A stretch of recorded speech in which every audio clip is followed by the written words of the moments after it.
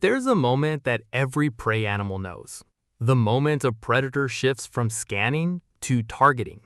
The body language changes in ways that are almost imperceptible.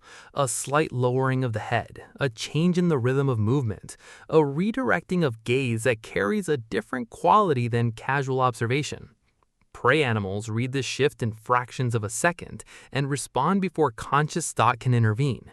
The detection of predator intent is one of the oldest and most refined sensory systems in the animal kingdom. Some animals have turned the system around. They have learned to read the signals of a different kind of fear, human fear, and they have learned to use what they find there. The komodo dragon does not chase its prey. It bites once, a deep traumatic wound loaded with bacteria and venom, and then it follows, at a walking pace, unhurried. It tracks the animal by scent as the wound deteriorates and the prey weakens. But researchers studying komodo behavior have noted something in how they interact with humans that goes beyond simple predation mechanics. Komodos read stillness as safety and movement as threat, the inverse of most predator-prey relationships. A human who freezes when encountering a komodo is, paradoxically, safer than one who runs. The dragon's targeting system locks onto flight. The running human triggers the pursuit response that the still human does not. The dragon has not learned that running means fear, but it has learned that running means catch. Sharks operate on a related principle that researchers have studied extensively: the investigative bite. The behavior that produces most non-fatal shark attacks is not predation, it is information gathering. Sharks have no hands. They examine unfamiliar objects with their mouths. The problem is that the human response to a shark bite is almost always panic, frantic movement, blood dispersal, thrashing that activates every predator trigger in the shark's sensory system simultaneously. The bite that was investigative becomes predatory, not because the shark decided to hunt, but because the human's fear response converted the situation into one that the shark's biology reads as a hunt already in progress. Chimpanzees read human fear with a precision that researchers describe as deliberate.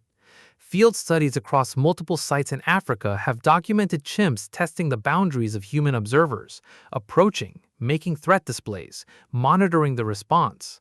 A human who retreats is approached further. A human who holds position is assessed and usually disengaged from. The chimps are not reading fear as an emotion. They are reading it as information about power. Retreat means this human is below me in whatever hierarchy is operating here. Hold means something else. The social calculus is running continuously, and the human's body language is the input. Coyotes in urban environments have developed what researchers describe as approach testing. They walk toward humans, slowly, maintaining eye contact, and read the response. A human who stops, makes noise, or holds ground causes the coyote to disengage. A human who speeds up, looks away, or gives ground is followed. Not because the coyote has decided to attack, because the human's response has told the coyote something about the safety of the interaction. The coyote is running a continuous assessment, and the human is providing the data. What connects all of these cases is a pattern that researchers across multiple fields have begun to describe in similar terms. These animals are not reading fear the way a human reads fear, as an emotional state, as something to be sympathized with or exploited consciously. They are reading the behavioral outputs of fear: the changed movement pattern, the altered gaze, the shift in body posture, the specific quality of retreat. These are signals that evolution has spent millions of years calibrating predators to detect. The animals that learned to read human fear did not learn something new. They applied an ancient system to a new subject. The implication is uncomfortable. Human fear is not invisible. It broadcasts. It changes the way a body moves, the way eyes track, the way weight shifts and breath patterns alter. Every animal that has spent enough time around humans has had the opportunity to learn what those changes mean. The ones that learned have an advantage that is difficult to overstate. They know when a human is safe and when a human is not.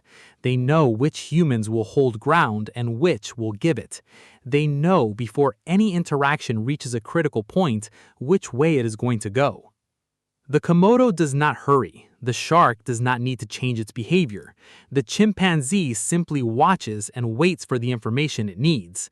The coyote walks toward you slowly and reads what your body tells it before you have decided anything consciously.